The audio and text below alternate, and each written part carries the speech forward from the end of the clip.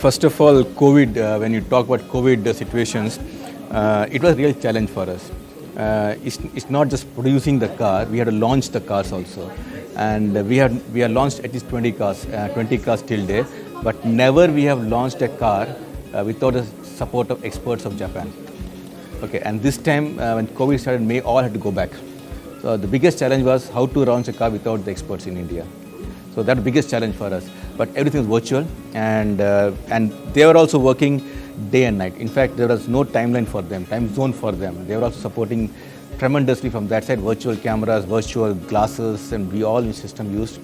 And to the extent that if people can't travel from Japan to India, we were sending the cars of each stage to Japan.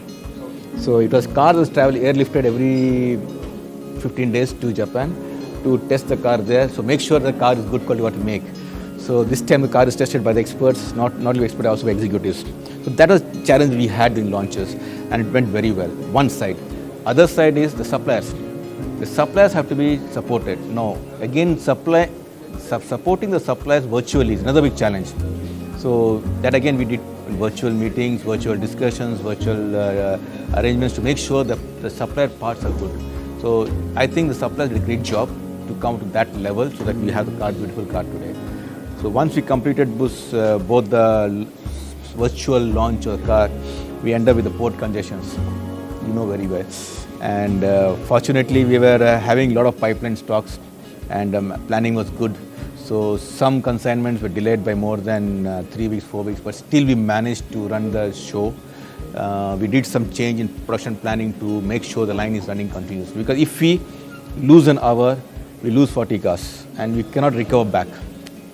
That's a problem for us. So that's how we manage the crisis time. Coming to semiconductor, as you mentioned, it's a crisis, no doubt about it. Today, sitting here, I can tell you that for the next 4 weeks, we are comfortable. And the suppliers, some critical suppliers, they commit to us the 5th week, and every week they commit to us. It's a rolling week. So this Monday they tell us the 5th week is okay for you. So next week they tell us, so this is happening since January. And till now it is okay. So I hope everything will be okay. I pray that things are okay. But again, we hear a lot of shortages coming globally and many plants shutting down, closing down. So that fear is within us. So we do not know what will happen when. And probably, as I was telling my other colleagues, that the first thing in the morning at 8 o'clock I do is review this first. What is the news for the next 4 weeks down the line? Just 15 minutes review we do. We are monitoring this very closely at micro level to make sure that we don't get into crisis. So that's only I can tell you about my semiconductor today, as of today.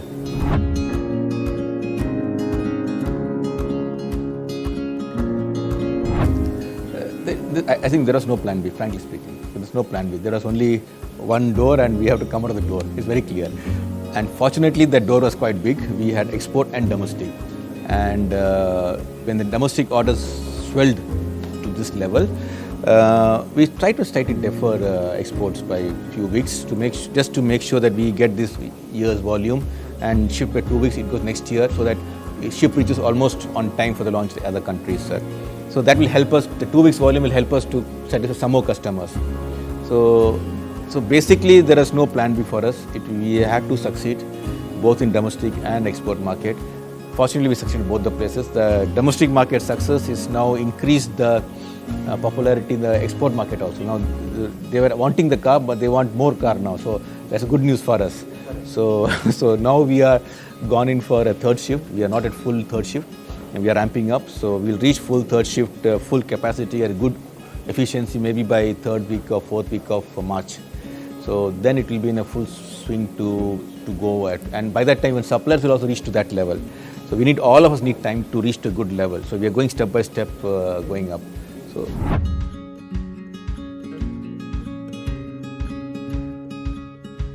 it's 3,000 liters. So you can just make one tanker, 1/3 tanker for one car. Just imagine, we make, so let's say 200K car. So how many tanker it works out, you can make out now. Calculate. We have buildings. So building has got roof water. That goes to one drainage. Roof water is a clean water. There's a garden and roads. That goes to another drainage. That's a dirty water, muddy water. It goes to one tank. It's around 80,000 K or something. The other soiled water goes to another tank. Okay. Now this good water is used for paint process. After all, we have RO, triple RO filtering, so that we do that. Okay. After everything is done, that goes sewage treatment plant, and that water is used for all the gardenings. Okay, we have a huge garden. Okay, we have I don't know the exact number now. 5 years back, I planted 25,000 trees in this plant from horticulture department, and that's why I made you plant one, so I remember it. And we got a certificate from Jayalalitha that you plant 25,000 trees from horticulture department. So we do all that thing also. The other water, tank water what we get, we filter it, use it for other areas like cooling towers and other facilities are there. So we do a balancing act. And of course we get water from the government also, which is 15-20%, maybe very small.